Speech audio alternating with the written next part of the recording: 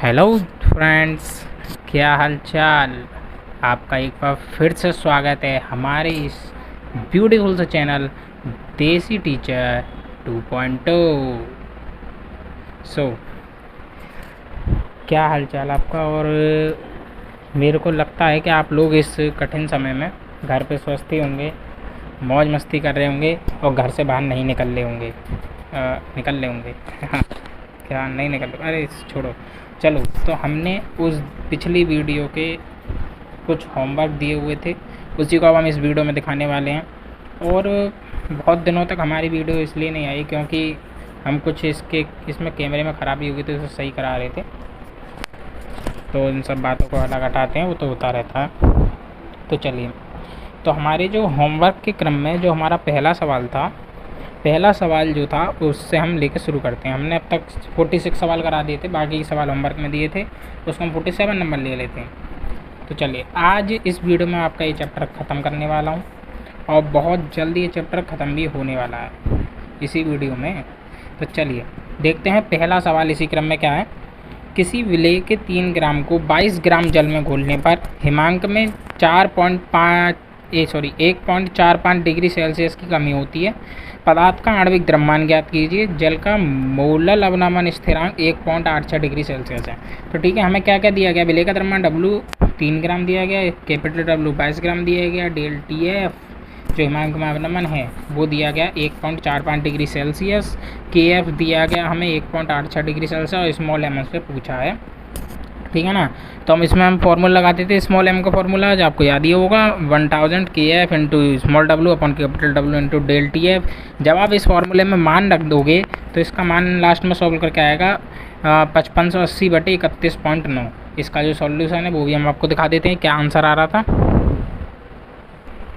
Answer है इसका m बराबर 174.92। ठीक है। अगला सवाल नंबर 48। एक जलीय विलयन का क्वथनांक 373.4 केल्विन है। इसका हिमांक क्या होगा? कि F बराबर 1.86 केल्विन किलोग्राम प्रति मोल, KB बराबर 0.52 केल्विन किलोग्राम प्रति मोल। तो क्वथनांक में उन्नयन डेल TB बराबर क्या होगा? KB इंटू विलयन की मोललता, यह आपने सूत्र पढ़ा है।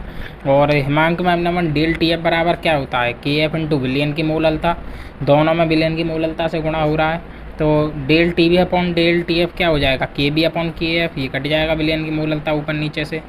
तो इसे निकाल लेंगे तो 0.52 अपॉन 1.86। और यदि हमें डेल TF का मान निकालना है तो डेल TB को इधर गुणा में ले जाएंगे, 1.86 गुणा 0.52 इंटू डेल TB। अब देखें हम पर डेल TB का मान नहीं है तो डेल TB का मान निकालेंगे इसमें। तो डेल TB बराबर विलयन का क्वथनांक माइनस विलायक का क्वथनांक। तो 373.4 माइनस 373, विलायक यानी जल का क्वथनांक 373 होता है ना, इसे माइनस कर दिया तो आ गया 0.4 केल्विन। डेल TF निकालेंगे तो 1.86 इंटू 0.52 इंटू 0.4, इसमें मान रख दिया हमने डेल TB का, तो डेल TF निकल के आ गया 1.43 केल्विन। अब देखिए यहाँ पे हमने निकाला विलयन का हिमांक। विलयन का हिमांक कैसे निकालते हैं हम? विलयन का हिमांक निकालते हैं डेल TF माइनस विलायक का हिमांक। और यहाँ पे देखो ये माइनस है तो इधर जाएगा तो क्या हो जाएगा? विलायक का हिमांक माइनस डेल TF हो जाएगा। विलायक का हिमांक हमें कितना दिया गया? विलायक का हिमांक हमें 273 दिया गया क्योंकि विलायक जल का हिमांक 273 केल्विन होता है। और माइनस डेल TF का मान 1.43 रख दिया, यहाँ पे आ गया 271.57 केल्विन। चलिए इसी क्रम में अपना अगला सवाल देख लेते हैं बिना किसी टाइम बर्बाद के। नाइट्रोबेंजीन का हिमांक 278 केल्विन है। एक अवाष्पशील पदार्थ का नाइट्रोबेंजीन में 0.25 मोलल विलयन इसके हिमांक में 2 केल्विन की कमी कर देता है। इसका मोलल अवनमन स्थिरांक ज्ञात करना है। ठीक है ना। तो ये बहुत आसान सा सवाल है, इसको भी दिखा देते हैं। तो देखिए विलयन की मोललता क्या होगी? m बराबर 0.25 जो हमको दी हुई है, और हमें डेल TF का मान 2 केल्विन भी दिया हुआ है। सवाल में हमसे पूछा है कि हम KF क्या होगा इसका KF क्या होगा? मोलल अवनमन स्थिरांक। तो डेल TF बराबर KF इंटू विलयन की मोललता, ये फॉर्मूला होता है KF इंटू M। तो KF बराबर यहाँ से क्या आ जाएगा? डेल TF अपॉन M यानी कि 2 अपॉन 0.25, 8 केल्विन किलोग्राम प्रति मोल आ गया। अगला सवाल देखते हैं इसी क्रम में। 3 ग्राम यूरिया को 100 ग्राम जल में घोला जाता है तो विलयन का हिमांक क्या होगा? जल का KF 1.86 केल्विन किलोग्राम प्रति मोल तथा यूरिया का आणविक द्रव्यमान 60 ग्राम पर मोल है। तो देखिए हमें स्मॉल W कितना दिया गया? 3 ग्राम। और यदि हम इसका वो निकाल लें, हम इसकी मोलरता निकाल लें, क्या कहते हैं उसे अणु भार निकाल लें तो इसका अणु भार m बराबर कितना आ जाएगा यूरिया का 60 ग्राम प्रति मोल। और हमें क्या दिया गया, जल का वो दिया गया, द्रव्यमान कितना है, कैपिटल W 100 ml है जल। और हमारे पास KF 1.86 केल्विन किलोग्राम प्रति मोल है। हम डेल TF का मान निकालेंगे यहाँ से, तो del TF 1000 KF small w बटे capital W into small m, तो आ जाएगा 0.93 केल्विन। जब आप इसमें मान रख देंगे। विलायक का हिमांक का फॉर्मूला क्या होता है जो हमें निकालना है, सॉरी विलयन का हिमांक निकालना है, तो विलयन का हिमांक क्या होता है, विलायक जल का हिमांक minus del TF 273 minus 0.93 272.07 kelvin, ठीक है ना। अब अगला सवाल देख लेते हैं। यूरिया का विलयन माइनस 0.645 डिग्री सेल्सियस पर जमता है, इसका विलयन का क्वथनांक क्या होगा यदि जल का KF बराबर 1.86 तथा KB बराबर 0.572 के केल्विन किलोग्राम प्रति मोल है। तो देखिए इसमें भी हम वही काम करेंगे जो हमने काम किया था सवाल नंबर 48 में। हम कर देंगे del TF upon del TB बराबर क्या आ जाएगा, KF अपॉन KB, तो बराबर क्या आ गया 1.86 बटे 0.572। तो डेल TF बराबर क्या आ जाएगा 1.86 बटे 0.572 इंटू डेल TB, ठीक है ना। तो अब हम यहाँ से विलयन का हिमांक निकाल सकते हैं। विलयन का हिमांक हमें दिया गया, विलयन का हिमांक हमें दिया गया है माइनस 0.645 डिग्री सेल्सियस। हमको क्या निकालना है, हमको यहाँ से डेल TF का मान निकालना है इसमें रखने के लिए, यानी तो डेल TF बराबर क्या आ जाएगा, विलायक का हिमांक माइनस विलयन का हिमांक, डिग्री सेल्सियस में दिया है तो विलायक का हिमांक हम 0 लेंगे अब, प्लस 0.645 डिग्री सेल्सियस, तो यानी कि 0.645 डिग्री सेल्सियस डेल TF का मान आ गया। डेल TB निकालेंगे तो 0.572 गुणा 1.86 गुणा डेल TF, तो यानी यहाँ पे हम डेल TF का मान रख देंगे, यहाँ पे मान आ जाएगा 0.198 डिग्री सेल्सियस। अब विलयन का क्वथनांक हमको निकालना है, तो विलयन के क्वथनांक के लिए फॉर्मूला क्या आता है, डेल TB प्लस विलायक का क्वथनांक, तो 0.198 प्लस 100.198 डिग्री सेल्सियस। चलिए अगला सवाल देख लेते हैं। चीनी का जल में बना एक 5% विलयन का हिमांक 271 केल्विन है। ग्लूकोज के जल में बने 5% विलयन के हिमांक की गणना कीजिए यदि शुद्ध जल का हिमांक 273.15 केल्विन है। तो देख लेते हैं हमको क्या क्या दिया गया है। माना विलयन का भार, इसमें हम मान लेंगे, रुको इसमें कह रहा है ना परसेंट वाले सवालों में देखो हमेशा मानना पड़ता है। तो चीनी का जल में बना 5% विलयन, तो ये हम मान लेंगे कि विलयन का भार 100 ग्राम, तो चीनी कितनी हो जाएगी 100 ग्राम के हिसाब से 5% में देखा जाए तो 5 ग्राम। और हमारा जो बाकी जो हमारा क्या कहते हैं उसे विलयन में विलायक जो होगा जल, वो कितना हो गया 95 ग्राम हो गया। तो स्मॉल m हम चीनी का द्रव्यमान निकाल लेंगे, मोलर द्रव्यमान, तो वो आ जाएगा 12 C12H22 चीनी का फॉर्मूला होता है। तो इससे अगर आप निकालेंगे मान रखें तो 342 आ जाएगा। फिर उसके बाद हम डेल TF का मान निकालेंगे, तो डेल TF बराबर क्या आता है, विलायक का हिमांक माइनस विलयन का हिमांक। विलायक का हिमांक 273.15 माइनस विलयन का हिमांक 271। देखिए ये बिल्कुल शुद्ध मान है 273.15, और हमको सवाल में स्पेशली दिया गया है कि 273.15 केल्विन रखना है, तो आपको यही रखना है, तो वो आ जाएगा 2.15 केल्विन, ठीक है ना। तो यहाँ से KF का मान कितना आ जाएगा, small m into capital W del TF बटे 1000 इंटू स्मॉल w। तो इसमें जब आप इसमें मान रखेंगे तो इसका आ जाएगा 13.97 केल्विन किलोग्राम प्रति मोल। अब देखिए अब इसमें दूसरे विलयन के निकालेंगे। देखो हमें 2 विलयन दिए गए ना, एक तो चीनी में जल का और एक है ग्लूकोज के जल का। तो हम अब ग्लूकोज के लिए लेंगे, तो ग्लूकोज के लिए डेल TF का मान निकालेंगे। डेल TF बराबर 1000 KF into small w upon capital W into small m। अब देखिए ग्लूकोज के लिए स्मॉल m का मान क्या होता है, जब आप निकालेंगे सीधे H12O6 में मान रखेंगे तो आ जाएगा 180, इसका मोलर द्रव्यमान है ना। तो और फिर इसमें जब आप इसमें मान रख के सॉल्व करेंगे तो वो आ जाएगा 4.08 केल्विन। डेल TF का मान क्या आएगा 4.08 केल्विन। विलयन का हिमांक निकालेंगे, तो विलायक का हिमांक माइनस डेल TF 273.15 माइनस 4.08 269 है ना, 269.07 केल्विन इसका मान आ गया।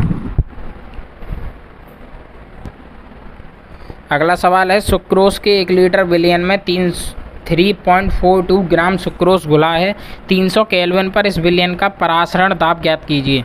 तो देखिए हमने क्या मान लिया कि हमारा जो विलयन का आयतन है वो है V बराबर 1 लीटर है। तो स्मॉल W बराबर कितना है, कितना दिया गया सुक्रोज, मतलब 1 लीटर विलयन में हमें माना नहीं है, V हमें दिया गया है 1 लीटर। और सुक्रोज का द्रव्यमान है स्मॉल W 3.42 ग्राम। और हमसे पूछा परासरण दाब, परासरण दाब का साइन होता है पाई, तो पाई बराबर हमसे पूछा है। और एस बराबर हमको पता है 0.083 लीटर बार पर मोल होता है। और टी बराबर 300 केल्विन है हमारा यहाँ पे सवाल में।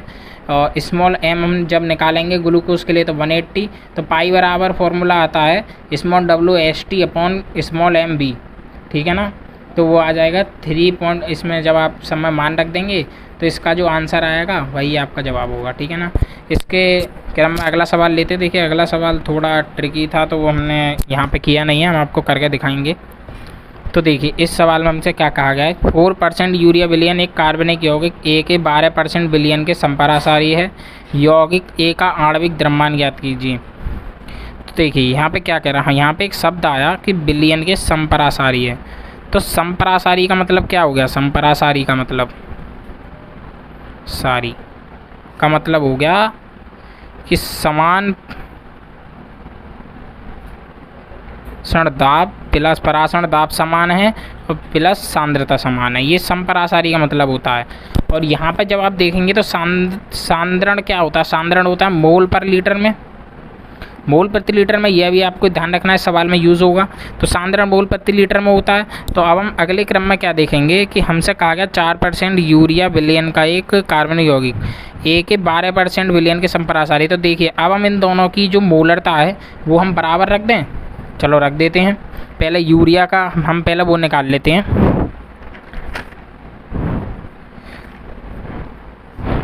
तो देखिए अब हम इन दोनों को जो लेंगे वो 100 ml में लेंगे। जब भी परसेंटेज में बात की जाती है विलयन की तो प्रति 100 ml में वो उतनी परसेंटेज होती है।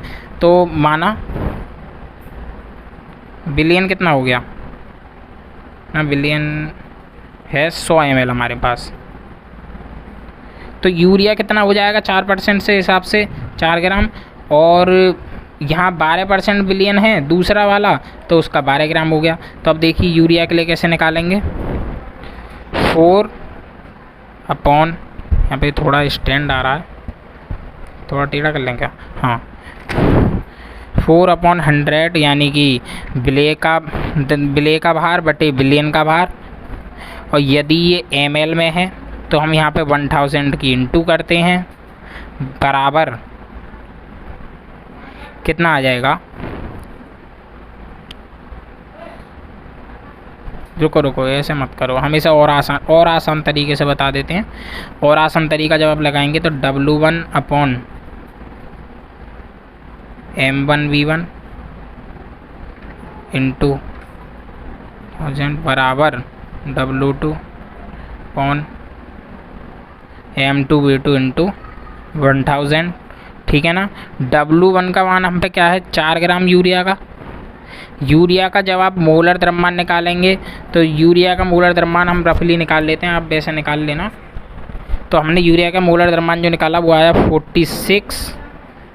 और ये हमारा कितने में है, V1 100 ml में है इंटू 1000 बराबर W2 हमारा कितना दिया गया 12, M2 हमें निकालना है और V2 हमारा 100 है ही, विलयन सेम है, इंटू 1000 से 1000 ख़त्म, 100 से 100 ख़त्म। जब आप इसे सॉल्व करेंगे तो M2 बराबर कितना आ जाएगा, इसे भी हम रफली निकाल लेते हैं। तो आएगा 180 ग्राम पर मोल। जब आप इसे सॉल्व करेंगे तो 180 ग्राम पर मोल आ जाएगा।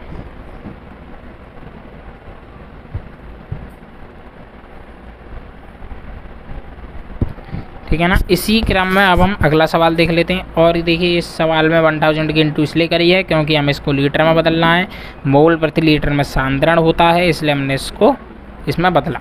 ठीक है ना। आगे देख लेते हैं।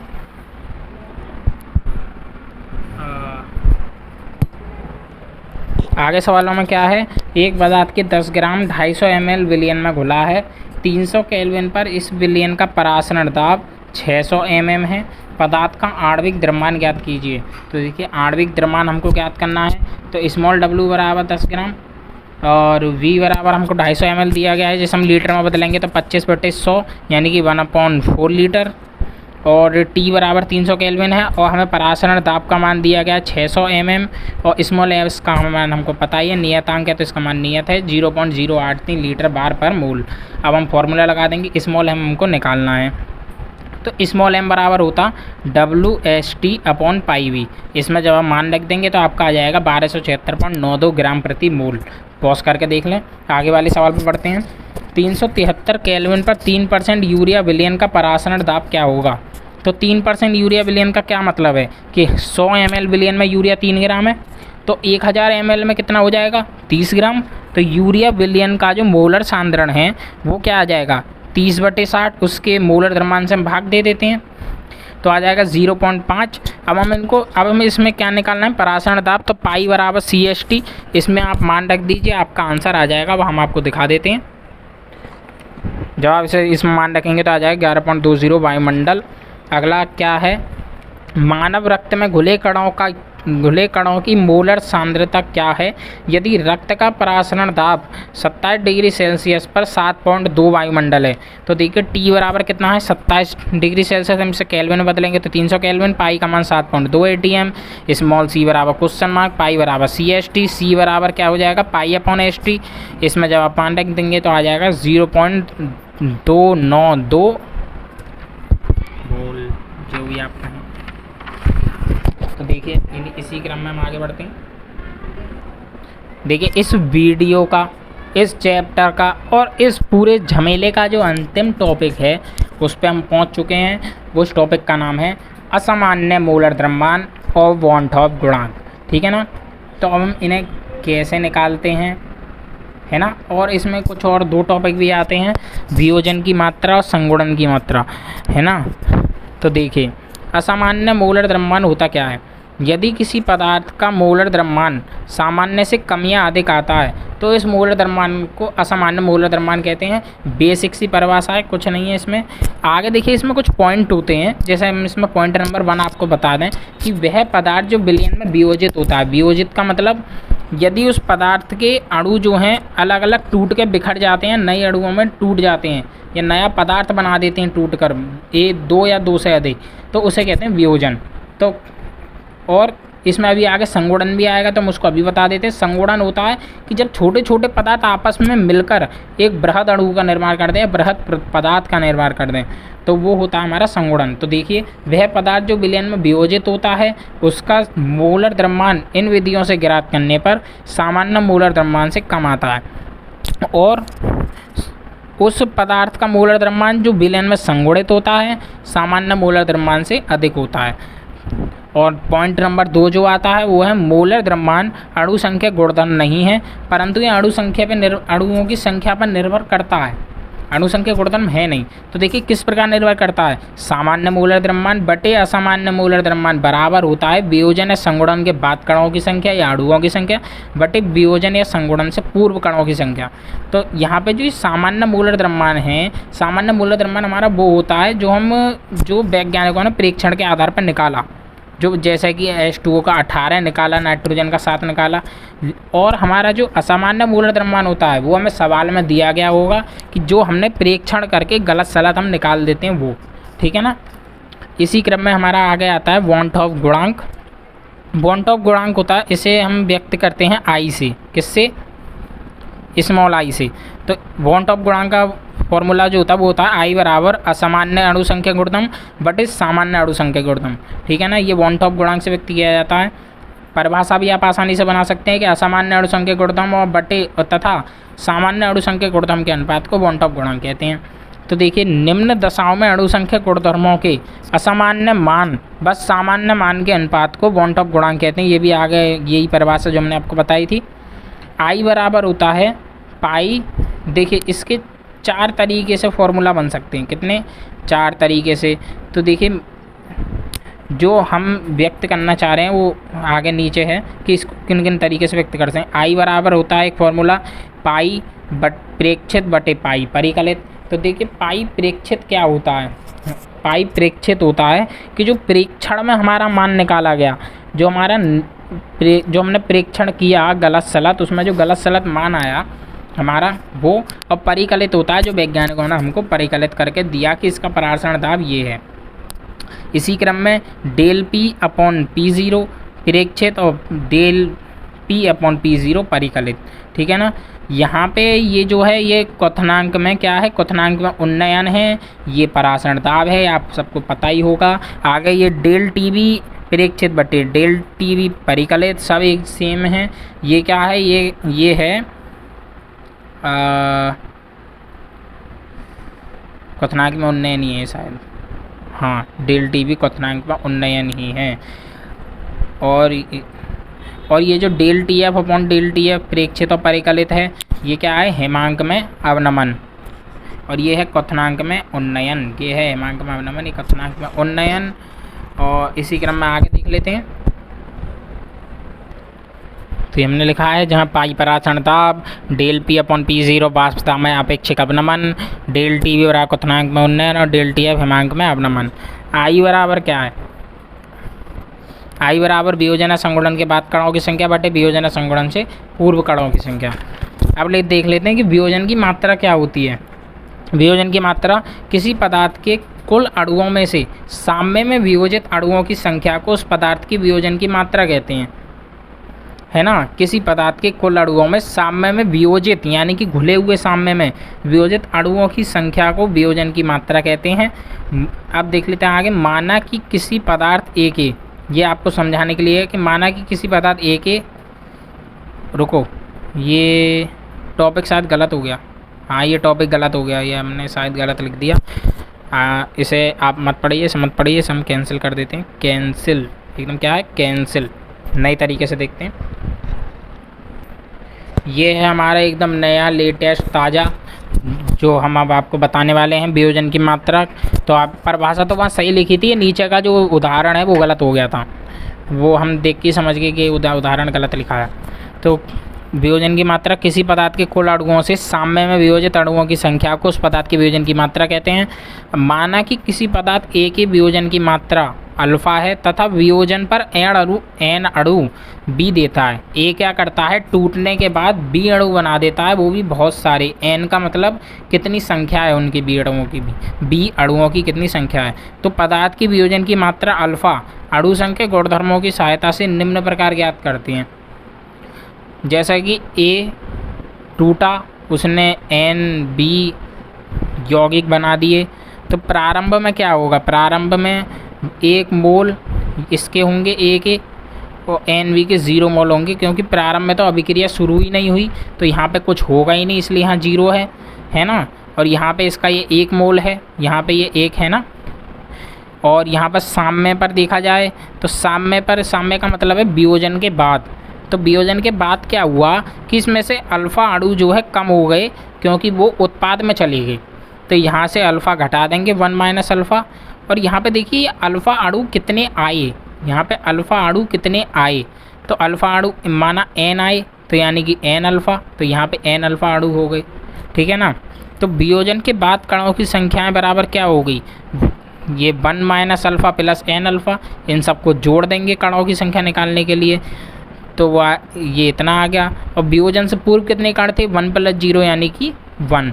तो वॉन टॉप गुणांक क्या होता है, वियोजन के बाद कणों की संख्या बटे वियोजन से पूर्व कणों की संख्या। तो आई बराबर क्या आ गया, 1 minus alpha plus N alpha upon 1। तो यानी कि यहाँ से अल्फ़ा बराबर क्या आ गया, आई माइनस 1 बटे एन माइनस 1। ये अल्फ़ा है, अल्फ़ा ये उसकी मात्रा है, क्या कहते हैं, वियोजन की मात्रा, ठीक है ना। अब हम देख लेते हैं संगुणन की मात्रा क्या होती है। संगुणन की मात्रा होती है किसी पदार्थ के कुल अणुओं से साम्य में संगुणित अणुओं की संख्या को उस पदार्थ की संगुणन की मात्रा कहते हैं। तो माना कि किसी पदार्थ ए के n अणु संगुणित होते हैं तथा संगुणन की मात्रा अल्फ़ा है। तो देखिए यहाँ से इसमें देखिए संगुणन की मात्रा आप कैसे पहचानेंगे। जैसे किसी अभिक्रिया में कोई पदार्थ था, जैसे हम यहाँ ऊपर लिख देते हैं, जैसे C6H6 था, तो बाद में ना C6H6 के ही N अणु हमें मिलें, यानी कि कोई नया पदार्थ ना बने, सेम वही पदार्थ बन जाए जो अभिकारक में था वही उत्पाद में हो जाए, तो वो वहाँ पे संगुणन होता है। और यदि हमें कुछ नया मिल जाए तो समझो वहाँ वियोजन हुआ है, ठीक है ना।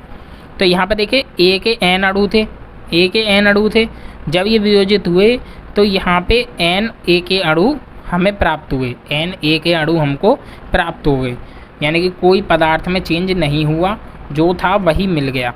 तो अब देखिए प्रारंभ में क्या था, यहाँ पर 1 मोल था, जब अभिक्रिया शुरू नहीं हुई थी तो यहाँ पे 1 मोल था इसका, और यहाँ 0 था, क्योंकि यहाँ तो कुछ था ही नहीं, उत्पाद में तो कुछ था ही नहीं जब अभिक्रिया शुरू नहीं हुई।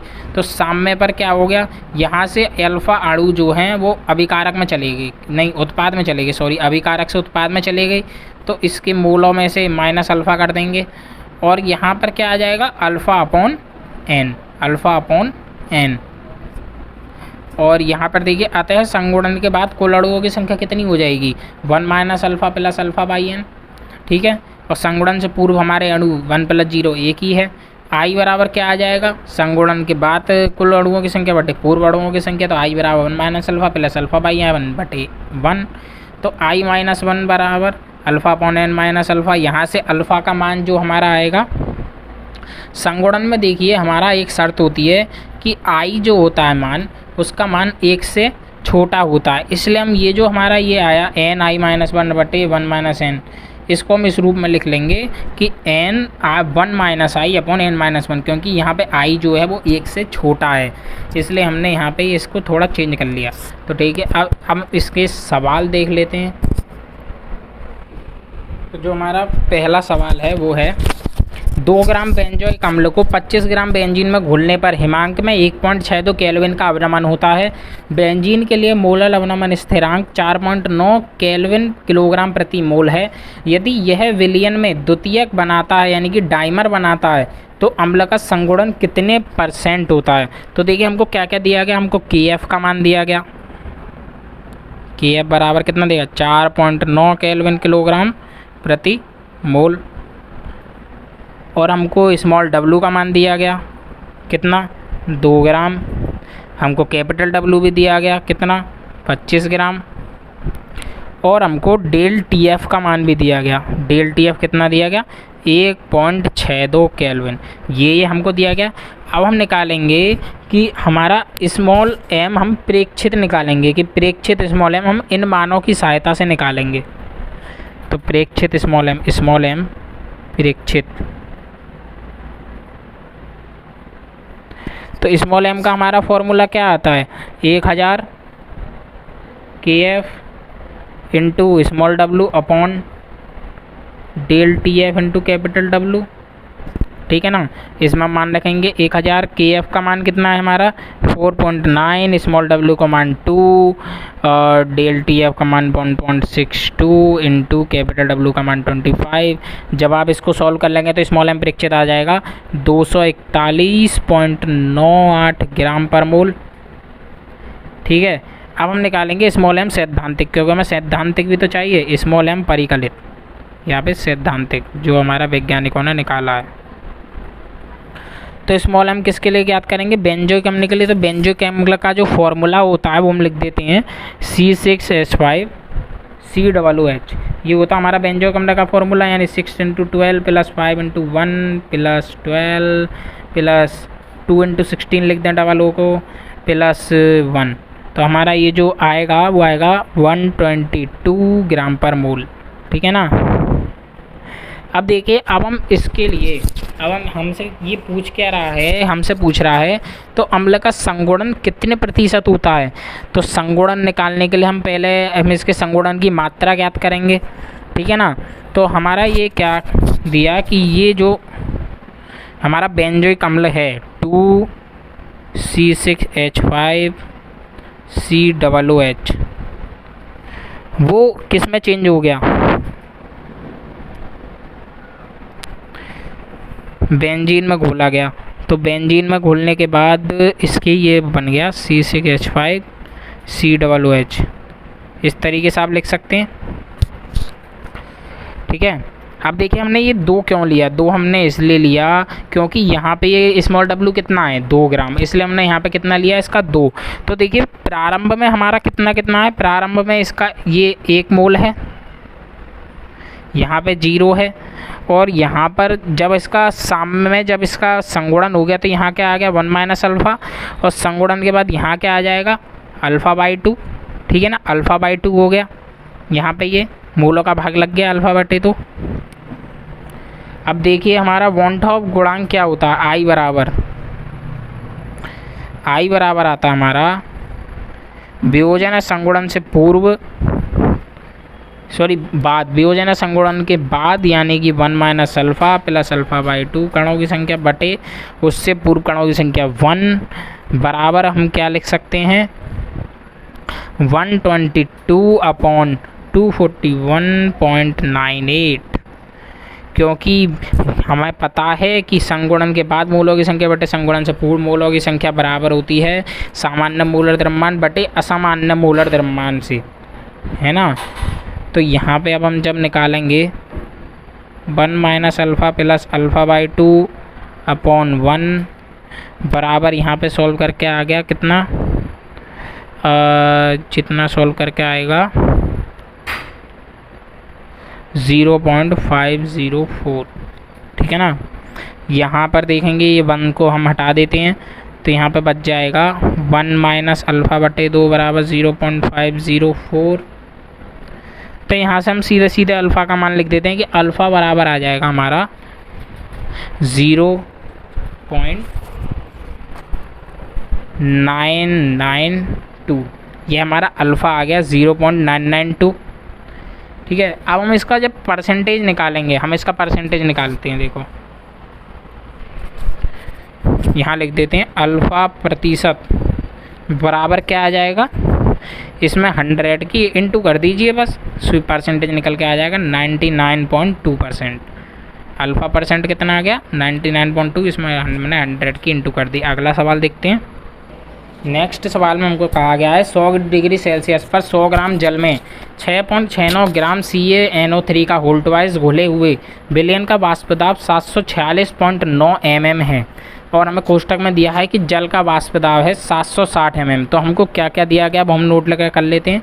हमको विलयन का वाष्प दाब दिया गया P0 जो कि जल है, वो दिया गया 760 mm, और हमको क्या दिया गया, और हमको PS दिया गया है विलेय का, वो है हमारा 746.9 mm। थोड़ा राइटिंग ख़राब आ रहा है, कोई नहीं, समझ लीजिए आप। और हमको इसका द्रव्यमान दिया गया है विलेय का द्रव्यमान स्मॉल w कितना है 6.69 ग्राम, ठीक है ना। और हमको क्या दिया गया है, और हमको जल का द्रव्यमान दिया गया कैपिटल W 100 ग्राम। तो देखिए अब हम इसमें प्रेक्षित m निकाल लेते हैं, तो वो किससे निकालेंगे हम, राउल्ट के नियम से, राउल्ट के नियम से। राउल्ट का नियम यदि आपको ध्यान हो तो राउल्ट का नियम P0 minus PS upon P0 बराबर हमारा जो फॉर्मूला है small w upon small m into capital M upon capital W। ये शायद हमने आपको बताया था राउल्ट का नियम। वाष्प दाब में अपेक्षिक अवनमन, समझ रहे हो ना, उसके मूल प्रभाज के बराबर होता है विलेय के, ये वही चीज़ लगी है यहाँ पे। तो P0 760 माइनस PS 746.9 अपॉन 760 और 6.69 दिया गया है, और हमको स्मॉल m निकालना है। यहाँ से कैपिटल M, यहाँ से कैपिटल M का मान हम जल के लिए कितना प्राप्त करते हैं 18, और हमें जल का द्रव्यमान 100 दिया गया। यहाँ पे हम लिख देते हैं कैपिटल M बराबर जल के लिए है 18 ग्राम पर मूल। यहाँ से जब आप सॉल्व करेंगे तो स्मॉल m बराबर हमारा क्या आएगा, स्मॉल m बराबर आ जाएगा 69.86 ग्राम पर मूल, ठीक है ना। अब देखिए अब हम निकाल लेते हैं, ये तो हमारा हो गया क्या प्रेक्षित अब हम निकाल लेते परिकलित। तो परिकलित स्मॉल m के लिए हम क्या निकालेंगे, कोष्टक में लिखते हैं परिकलित, यानी कि इसका असामान्य मोलर द्रव्यमान। तो हमारा CaNO3 के होल ट्वाइस के लिए कितना आ जाएगा परिकलित, तो वो आ जाएगा 40 प्लस ये 2 का पूरे में इंटू है ना, तो हम एक काम करते हैं, हम लिख देते हैं नाइट्रोजन का 14 प्लस O3 यानी कि 48 यानी 48 इंटू 2। इसका जब आप इसको सोल्व कर लेंगे तो आ जाएगा 164। ये हमारा आ गया। अब देखिए इसमें हमसे पूछ रहा है कि वियोजन की मात्रा क्या होगी। तो वियोजन की मात्रा हम कैसे निकालेंगे, हम इसका वो लिख देते हैं अभिक्रिया, जो अभिक्रिया हमारी हुई पहले उसे लिख लेते हैं हम, ठीक है ना। तो अभिक्रिया हमारी किस तरीके से हुई, कैसा लिखा है, CaNO3 का होल ट्वाइस बदल गया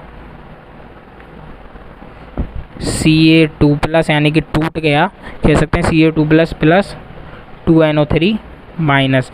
तो देखिए प्रारंभ में इसके कितने थे, प्रारंभ में था इसका 1, इसके प्रारंभ में कितने हैं 0, क्योंकि कोई अभिक्रिया ही नहीं हुई। यहाँ पे प्रारंभ में कितने होंगे 1 माइनस अल्फ़ा, यहाँ पे कितने होंगे अल्फ़ा होंगे, और यहाँ पे देखिए इसके यहाँ पे 2 मात्रा दी हुई है, 2 मात्रा यानी कि 2 मोल दिए हुए हैं, तो यानी कि हो जाएगी 2 अल्फ़ा, ठीक है ना। यहाँ पे देखिए तो वियोजन के बाद कणों की संख्या कितनी आ गई 1 माइनस अल्फ़ा प्लस 2 अल्फ़ा। तो ठीक है, हम यहाँ से हम निकाल सकते हैं वन टॉप गुणांक से। तो वन टॉप गुणांक से जब हम निकालते हैं तो वियोजन के बाद कणों की संख्या 1 माइनस अल्फ़ा प्लस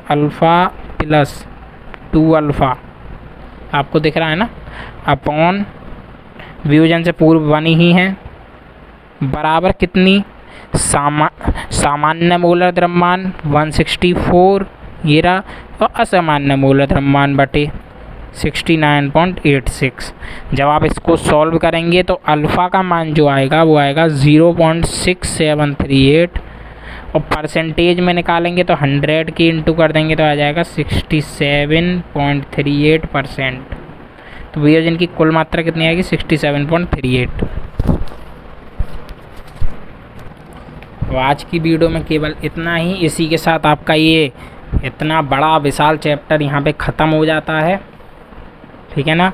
तो चलिए अब हम आपसे विदा लेते हैं। Thank you. जय हिंद, जय भारत।